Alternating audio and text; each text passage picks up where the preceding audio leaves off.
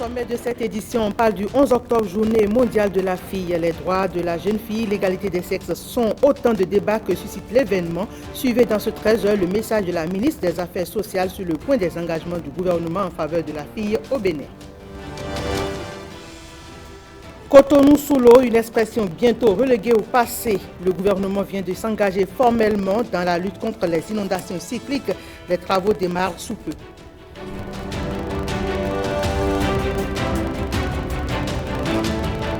En termes de réforme, la dématérialisation de l'administration publique est effective au ministère de l'économie et des finances.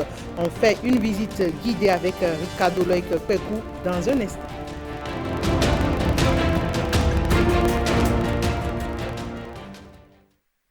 Bonjour et merci à tous d'être au rendez-vous de cette édition. Aujourd'hui, 11 octobre 2021, la communauté mondiale célèbre la journée de la fille. Une occasion pour relancer le débat sur l'égalité des sexes. La ministre des Affaires sociales et de la microfinance s'est adressée aux Béninois à la veille de la célébration. Et voici un extrait de ses propos qui met l'accent sur les efforts du gouvernement en faveur des filles au Bénin. Véronique Toinfodé est au micro de Jean-Claude James. Cette journée offre l'occasion pour les acteurs intervenant dans la promotion et la protection de la jeune fille, future femme, de faire le bilan des actions menées, les écarts observés dans la mise en œuvre des engagements pris et de réfléchir à des stratégies de résolution des écarts, à des mesures de renforcement et d'accélération des actions. Depuis 2016, le gouvernement de son Excellence, le président Patrice Talon, a introduit plusieurs réformes dont l'objectif est d'assurer aux jeunes filles l'éclosion de leur potentiel, leur développement et leur épanouissement. Outre ces actions, le gouvernement du Bénin, à travers le ministère des Affaires sociales et de la microfinance, mène plusieurs activités pour permettre le développement personnel et professionnel de la jeune fille béninoise. La campagne Agbazachi est l'un des projets sectoriels.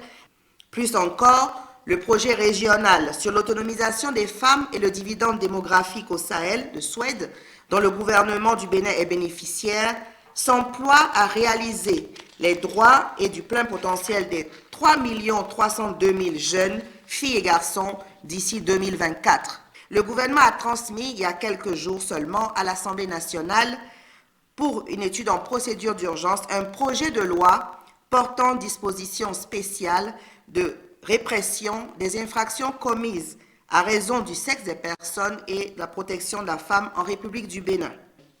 Toutefois, je voudrais lancer un appel à tous pour que chacun et chacune puisse rester garant des textes de la République en veillant au respect des droits des filles pour la réalisation des objectifs de développement durable à l'horizon 2030. L'ONG Sud-Nord Action, à travers son projet Championne, en collaboration avec l'Organisation internationale Plan Bénin, célèbre la Journée internationale de la fille édition 2021. Valoriser la fille pour son émancipation dans la société, c'est l'objectif de cette ONG. On suit le point de la célébration avec Ossénia Deleke et Jiska Akovi. Promouvoir l'émancipation et la protection de la fille à travers la pratique du sport dans les départements de la Liborie, de l'Atakura et de la Donga. En collaboration avec l'ONG Plan International Bénin, l'ONG Sud-Nord Action célèbre la fille, ici dans l'Atakura. Les filles font face à beaucoup de contraintes, harcèlement sexuel, les grossesses précoces, et c'est pourquoi Plan, à travers sa campagne internationale, nous voulons satisfaire aux 3 demandes des filles dans le monde, à savoir même pouvoir, même liberté et même représentativité. C'est une occasion pour nous alors de implorer, demander l'implication aussi des autorités locales. En réponse à votre plaidoyer, je peux vous assurer que l'engagement de Madame le Préfet à vos côtés est un acquis. À l'occasion de cette cérémonie, l'ONG SNA a primé 144 meilleures filles des 28 collèges qu'elle couvre dans ce département. Je remercie l'ONG SNA pour le cadeau qui peut me servir à faire quelque chose. En dehors du sport, l'ONG Sud-Nord Action intervient aussi dans le domaine de l'éducation, de la santé et de la culture. L'un des droits de la jeune fille fort revendiqué ces derniers temps, bien sûr, le droit à l'éducation sexuelle. Voyons à présent cet atelier de renforcement des capacités des députés béninois sur l'éducation à la santé sexuelle. La session a eu lieu à Grand Popo, une initiative conjointe de l'Agence béninoise pour la promotion de la famille et l'Assemblée nationale du Bénin. La cérémonie d'ouverture de l'atelier a été présidée par Louis Vlavounou. Firmin Bassao. Selon les études effectuées, 2 filles sur 3 n'ont aucune idée de ce qui leur arrive quand elles commencent à avoir leur menstru. Le manque d'informations fiables les expose à de nombreux préjudices. L'atelier de Grand Popo constitue donc une opportunité devant permettre aux députés et spécialistes du domaine de mieux cerner les préoccupations des jeunes et la nécessité de leur implication dans l'amélioration de leur santé sexuelle et reproductive. Chers honorables, votre présence ici pour la tenue de cet atelier traduit à mon sens votre volonté de faire de la santé sexuelle et reproductive des adolescents et jeunes une priorité. Déjà en septembre 2020, un atelier organisé par l'ABPF sur la santé sexuelle et reproductive s'est déroulé en ces mêmes lieux avec la participation active de plus de 40 députés de la 8e législature. L'une des principales recommandations de ces assises était de revoir la loi 2003 sur la santé sexuelle et reproductive au Bénin.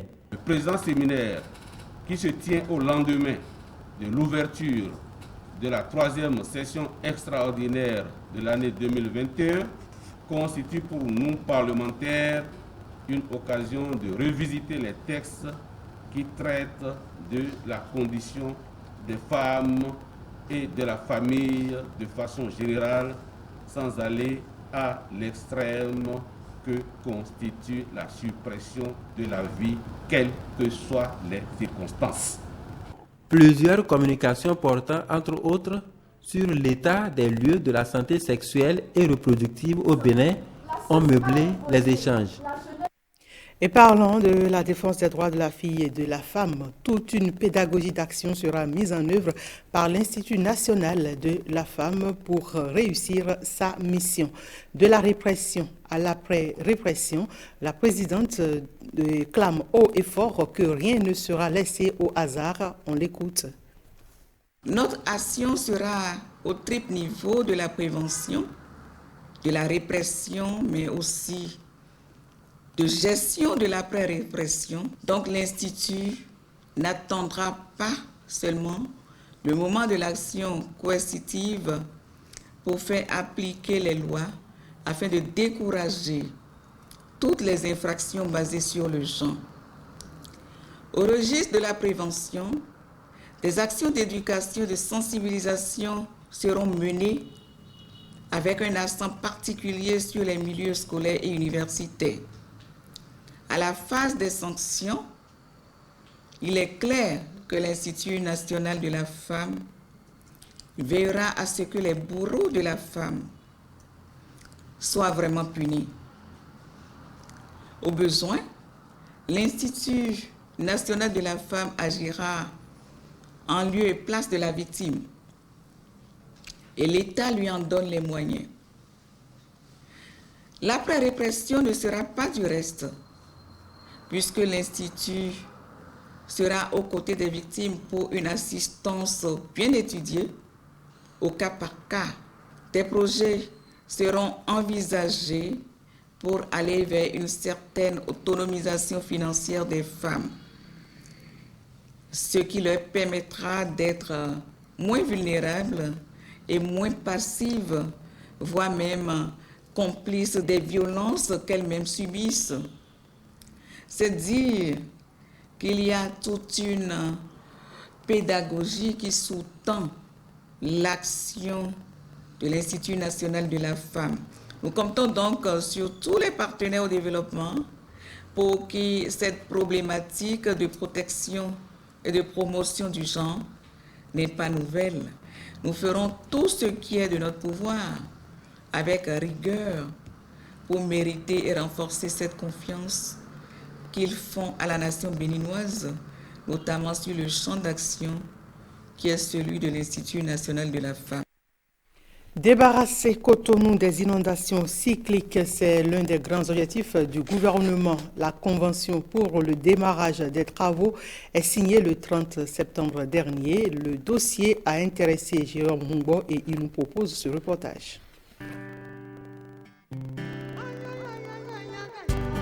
Cotonou, ville économique du Bénin, connaît depuis des décennies une attraction humaine du fait des transactions commerciales. Mais par ici, période de pluie rime avec calvaire. Jusqu'en 2016, les politiques n'y ont rien pu.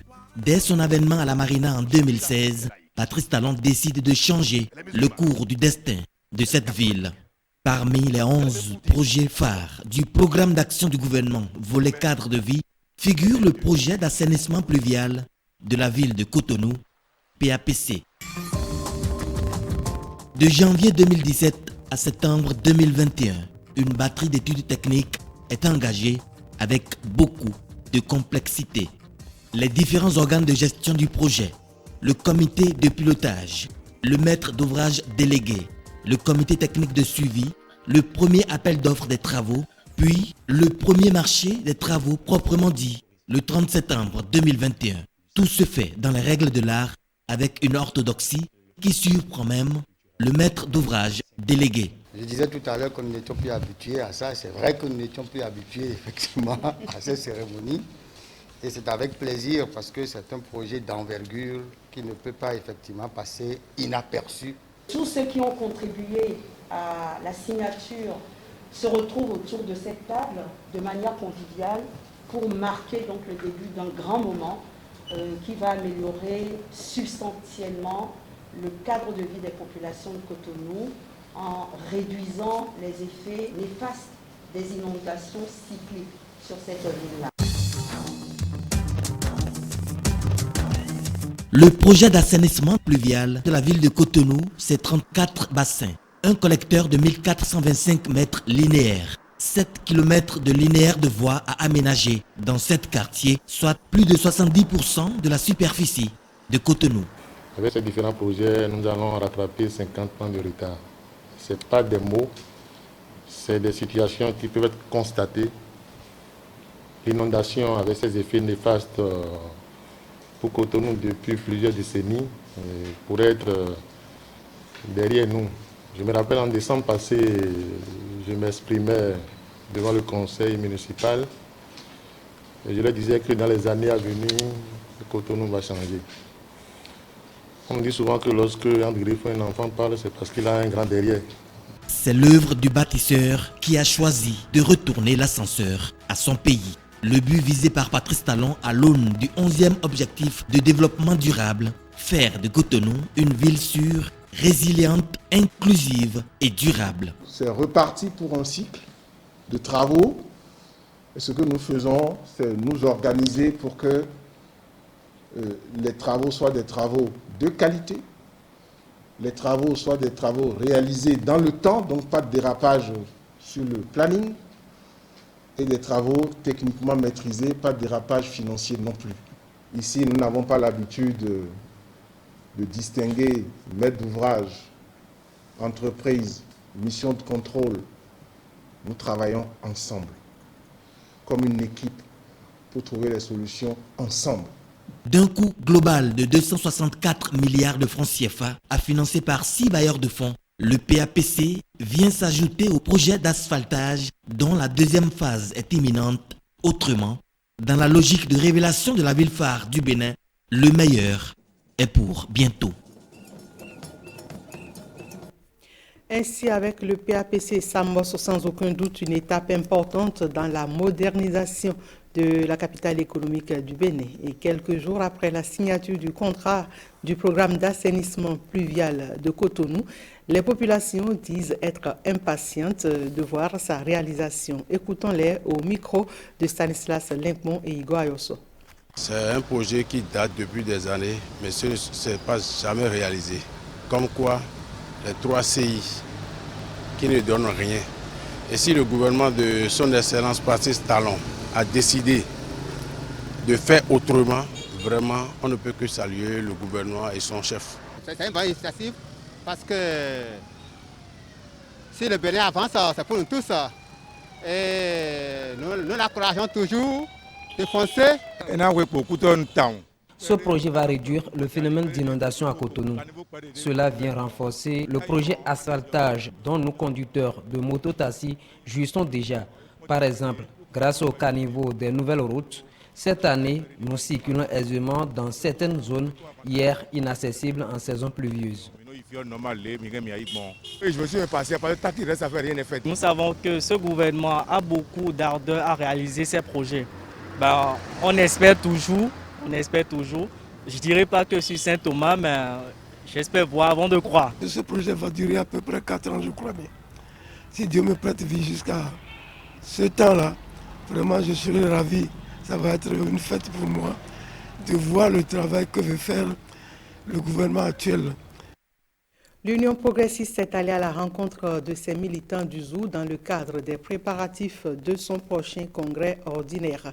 La situation de chaque commune par rapport aux cartes de militants a été présentée. Les élus du ZOU s'engagent pour la réussite de ce congrès. Suivons quelques-uns au micro de Vitis Aroche et François Zinsou. Pour le renforcement de notre parti au niveau de la commune de Kover, je pense que nous allons ratisser l'âge au niveau de l'enregistrement, parce que tout part en fait de l'enregistrement et expliquer aux gens qu'ils ont tout, puisque les choses ne seront plus jamais comme avant. Aujourd'hui, les élections se feront à la base et que pour participer aux élections, il faut détenir la carte de membre. Abomey sera très bien représenté. Il y a des cartes qui sont arrivées actuellement. Tous ceux-là, ils prendront leur carte. Ils vont émarger régulièrement. Moi-même, j'y veillerai pour que toutes les signatures retournent au siège pour que nous soyons très bien représentés. J'ai commencé par sensibiliser mes femmes. Au moins, je sensibilise au moins 50 femmes comme ça qui ont déjà leur carte en main. À partir de maintenant, je vais encore appuyer mes sensibilisations dans mes quartiers pour que au moins les 30% soient représentés dans chaque structure de base. Nous voudrions donc demander que les nouvelles cartes nous soient envoyées pour que nous puissions véritablement voir si tous ceux-là que nous avons souhaité associer aux élections à la base par rapport à la mise en place des structures sont prises en compte.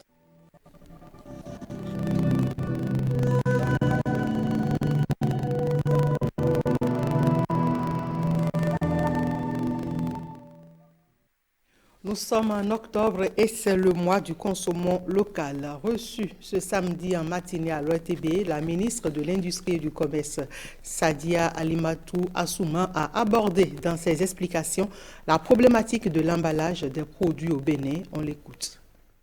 La question de l'emballage est une question qui n'est pas un problème qu'au Bénin. Dans l'UMOA, les bouteilles en verre ne sont pas accessibles à un prix, comme elle l'a dit, par rapport à l'Europe, tout simplement parce que les industries de verre consomment énormément d'énergie. Et donc, ces problèmes pourront être résolus d'ici un an parce qu'on aura vraiment une disponibilité énergétique qui permettra à des usines d'emballage de verre de pouvoir disposer de ce qu'il faut pour pouvoir donc produire ces bouteilles-là. Nous mettons à disposition quand même des études et des études sont toujours en cours avec le laboratoire pour pouvoir trouver des substitutions à ces produits, à ces emballages de verre qui n'ont pas été disponibles et qui sont de plus en plus rares avec donc la pandémie qui s'est installée. Donc nous accompagnons ces entreprises-là à pouvoir donc trouver d'autres débouchés. Alors très souvent, vous voyez, les entreprises se plaignent du financement. Les promoteurs ont été entendus, donc le FNDA a été mis à disposition pour pouvoir donc accompagner ces promoteurs-là. Et nous invitons donc les investisseurs à investir davantage sur la transformation de nos produits parce que c'est la disponibilité qui fait que les produits sont plus accessible. Quand il n'y a pas de disponibilité, les produits sont beaucoup plus chers. Donc c'est la disponibilité qui fait que les produits sont plus accessibles. Donc nous invitons les investisseurs à accompagner nos promoteurs pour augmenter donc leur productivité et ça permet également d'ouvrir des marchés à l'international.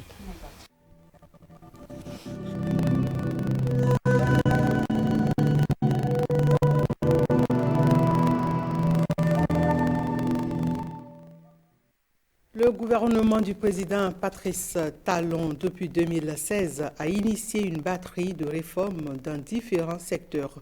Au nombre de ces réformes figure la dématérialisation de l'administration publique. Et dans l'une des régies financières les plus importantes du ministère de l'économie et des finances, la réforme est en marche. Je vous propose à présent de revisiter quelques réformes mises en œuvre dans ce reportage signé Ricardo Loïc-Pekou. Importante direction technique du ministère de l'économie et des finances, la direction du trésor et de la comptabilité publique joue un rôle important dans l'exécution du budget de l'État et des autres collectivités publiques. À ce titre, elle est chargée de l'encaissement de l'ensemble des recettes de l'État. En matière de mobilisation des recettes budgétaires, nous avons informatisé le support de recouvrement, c'est-à-dire les quittances. Cela a permis d'éviter les déperditions liées au processus de recouvrement. En cette matière également, nous avons recensé pour élargir le champ de couverture des administrations publiques qui sont censées collecter les recettes non fiscales. Ce sont des administrations que nous appelons communément les services intermédiaires de recettes. En matière de dépenses, il y a eu d'abord la réduction des étapes de traitement au niveau de l'administration du Trésor. Et par ricochet, cette réduction a entraîné la réduction des délais de paiement. Et sur cet aspect, je voudrais vous souligner que nous sommes parfaitement en ligne avec les orientations du gouvernement qui portent sur l'amélioration des délais de paiement des créances des micro, petites et moyennes entreprises vis-à-vis de l'État. Depuis 2016, le gouvernement du président Patrice Talon a entrepris la dématérialisation de toutes les procédures dans l'administration publique. Cette réforme salutaire qui prône la transformation structurelle de l'économie nationale via le numérique a facilité la modernisation du trésor public. Nous avons commencé d'abord par la bancarisation des dépenses publiques. Aujourd'hui, très peu de dépenses sont payées au niveau des guichets du Trésor.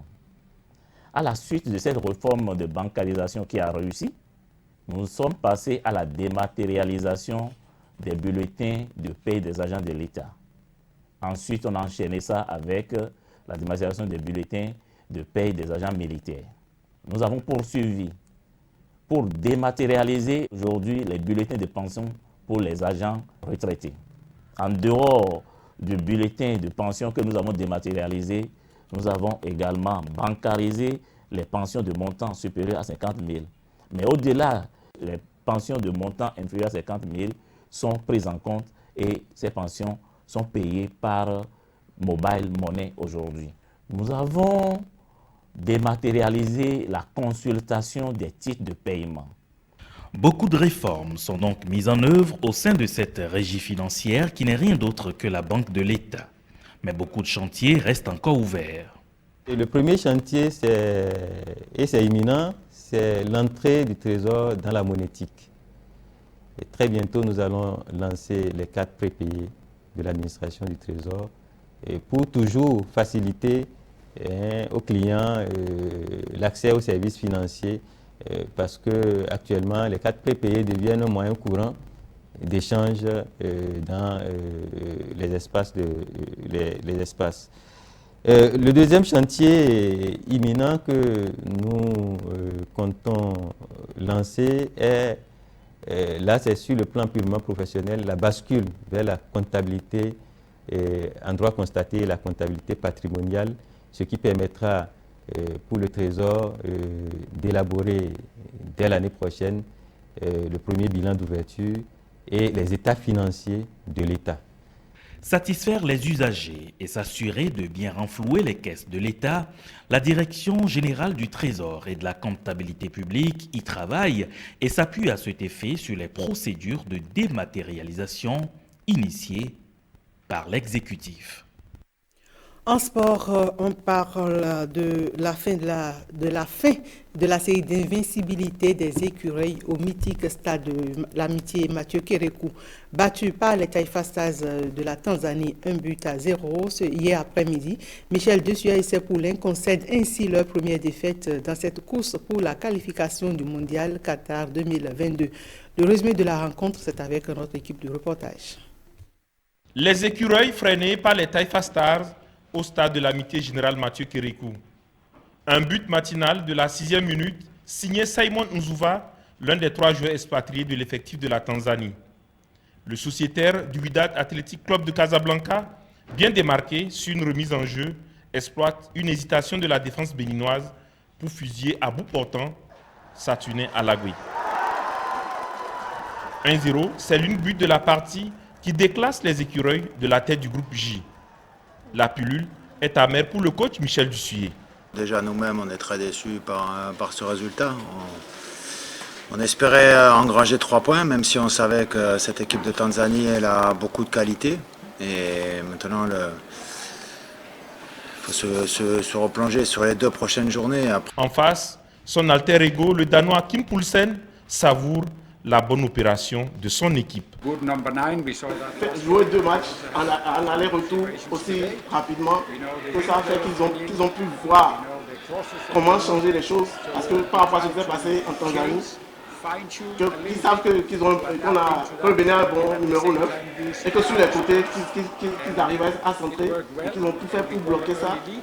Et le match en Tanzanie, ça leur a permis de bloquer le Bénin par rapport à ces opportunités qu'ils avaient là-bas. Désormais rejoint par son adversaire du jour au classement du groupe, le Bénin n'a plus droit à l'erreur dans un mois lors de la réception de Madagascar et le déplacement à Lubumbashi pour affronter la République démocratique du Congo dans le sprint final du 2e tour de ces éliminatoires de la Coupe du Monde Qatar 2022. De la déception pour les 15 000 supporters des écureuils qui étaient au stade hier pour suivre le match. Suivons ici les réactions de quelques-uns au thème de la rencontre. Ils sont au micro de Robert Copeido et Patrick Nimavo. On a été un peu déçus par ce jeu parce qu'on avait espéré gagner ce match à domicile. Après avoir gagné 1-0 donc en Tanzanie, c'est qu'on avait espoir. Mais bon, c'est le football comme c'est arrivé maintenant. Il va falloir que nos joueurs donc, reprennent le jeu au sérieux et qu'ils travaillent sérieusement pour aller gagner les autres matchs. Il y aura plus, donc l'erreur n'est plus permise. Il faut avouer que au niveau de notre équipe, nous avons beaucoup de lacunes à corriger. Les joueurs, ils prennent la balle, ils vont devant, ils reviennent, ils remettent la balle encore derrière et on fait un jeu défensif. On a toujours un jeu stéréotypé. Alors on ne peut pas évoluer comme ça. Je crois qu'aujourd'hui, là, nous avons déjà fait les frais et on doit pouvoir tirer les conséquences. Oui, on est déçus. Bon, les matchs s'est bien passé. On les a battus là-bas et ils nous ont battus ici. Ça veut dire qu'on est à 0-0. Le match nul. Mais on veut que la victoire est à tout nous. Il y a toujours l'espoir. On voulait éviter les derniers calculs. Ou dire, bon, telle personne doit chuter et puis nous, on va avoir l'avantage. C'est ces derniers calculs qu'on voulait éviter pour avoir des victoires à la maison à coup sûr. Mais bon, Dieu a fait qu'on n'a pas su gérer cette fois-ci. Mais il y a toujours l'espoir. On peut toujours revenir et faire le nécessaire et qualifier pour Qatar 2022. Et voilà, c'est tout pour ce 13h. Merci mesdames, messieurs de nous avoir suivis. Rendez-vous à 19h pour le journal des régions.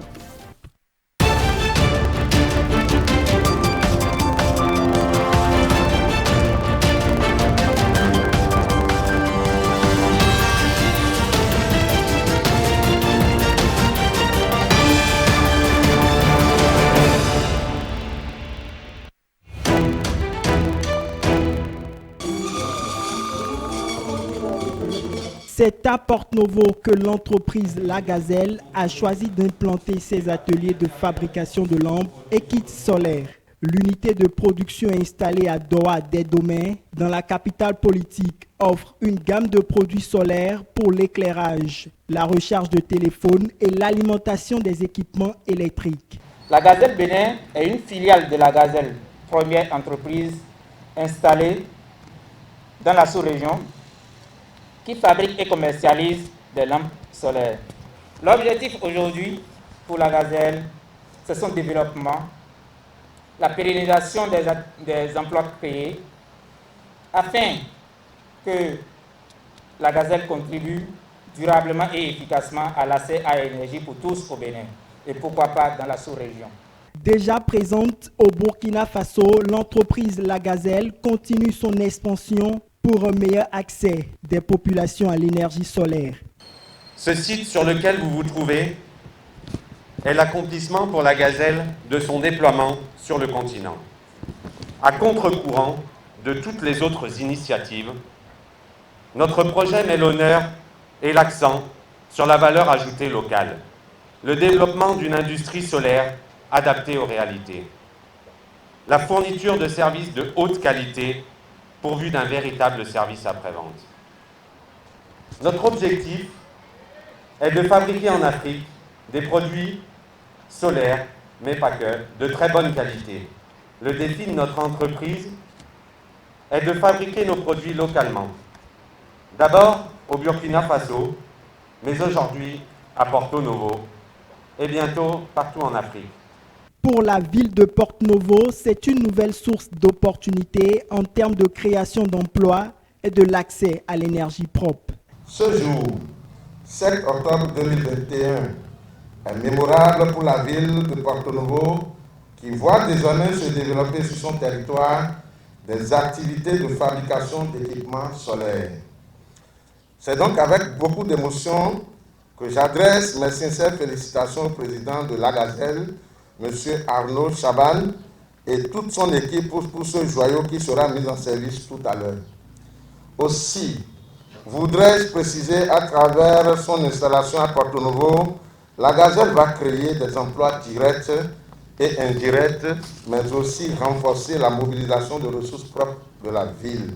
L'installation au Bénin de cette unité de production dénommée Bénin Zaoué a été facilitée par l'appui des partenaires financiers tels que le Millennium Challenge Account.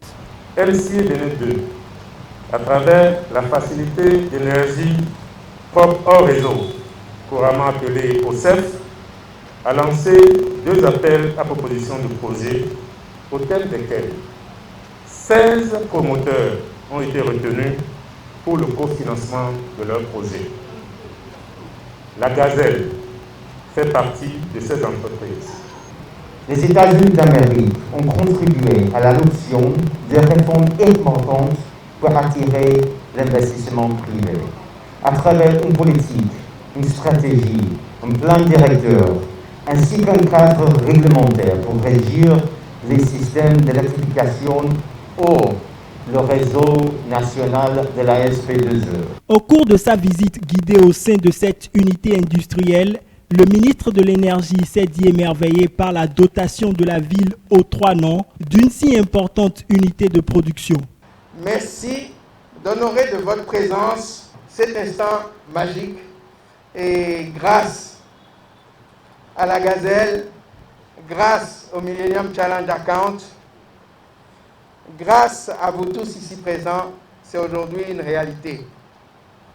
Une réalité à inscrire dans l'histoire de notre pays, dans l'histoire de l'engagement, de la détermination et de la volonté du président de la République à accorder une priorité au secteur de l'énergie, étant convaincu très tôt que c'est le socle de tout développement, et particulièrement du développement de notre pays. L'unité Bénin Zaoué est construite sur un domaine de 1000 m². Elle abrite un bureau accueil, un atelier de production et un magasin multifonction doublé d'un local technique.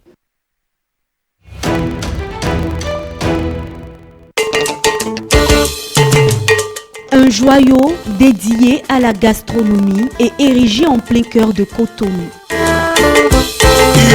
Le restaurant Chez Bijoux, situé dans le 12e arrondissement, plus précisément à Kadiaon, ouvre de nouveau ses portes pour le bonheur de sa clientèle.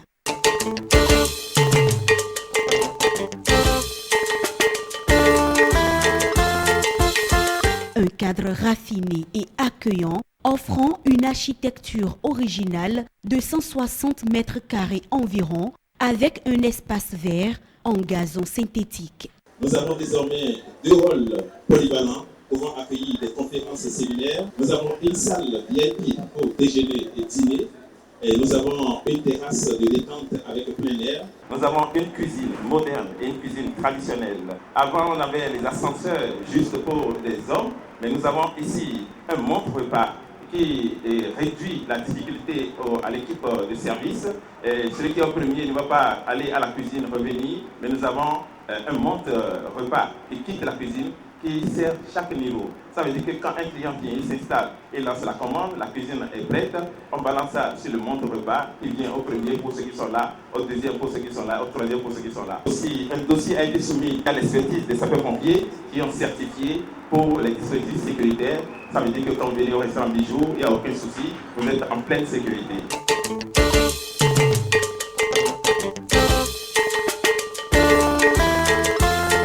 Et sa propriétaire, la voici, Victorine Nkodote Lumedjino, une Amazone bien connue dans l'univers culinaire. Cette entreprise, mise sur les fonds baptismaux grâce à l'appui du FNPEJ, entendez Fonds national pour la promotion de l'entreprise et l'emploi des jeunes, en décembre 2008, a fait son chemin. 10 ans après, nous avons décidé en 2018 de sa rénovation afin de répondre aux besoins de notre clientèle. 3 ans donc après la fermeture du restaurant pour rénovation, il revient encore plus moderne et innove. Désormais, le restaurant chez Bijou, c'est aussi un complexe hôtelier disponible pour tous vos événements.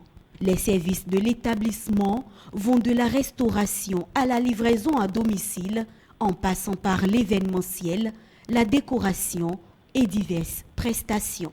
Je souhaiterais transmettre les chaleureuses félicitations de notre ministre du tutelle, son Excellence Jean-Michel Abimbola, pour tout le travail qui a été fait. L'équipe du restaurant chez Bijou a bien compris l'objectif du gouvernement actuel qui est de hisser le secteur du tourisme, de l'hôtellerie et de la restauration aux normes et standards internationaux.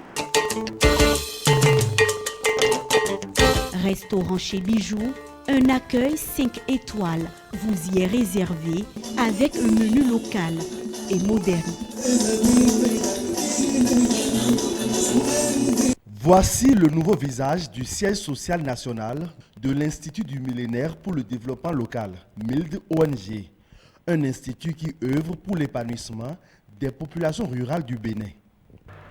C'est un plaisir pour moi parce que nous avons posé un jalon pour la visibilité de notre organisation et manifester notre engagement à travailler ensemble avec vous pour redorer le blason de l'Afrique et porter haut l'étendard du panafricanisme. Le MILD ONG a pour objectif très simple de contribuer au niveau local à relever les défis du développement et à réaliser les objectifs du développement du millénaire. L'engagement de l'Institut est donc social et ce nouveau local va permettre à MILD ONG d'intensifier ses actions. Pour atteindre ces différents objectifs, le MILD ONG s'est fixé, entre autres activités, les tâches suivantes. Assurer la réalisation d'études et d'analyses prospectives. Organiser des séminaires, ateliers, colloques, réunions, débats et conférences. Organiser également des séances d'information, d'éducation et de communication et encadrer les populations pour la mise en œuvre des projets relatifs aux activités génératrices de revenus et tout autre projet lié au développement durable. L'Institut du millénaire pour le développement a été créé en septembre 2002. Avec l'érection de ce bâtiment flambant neuf, les responsables disposent désormais d'un cadre adéquat pour être plus opérationnels.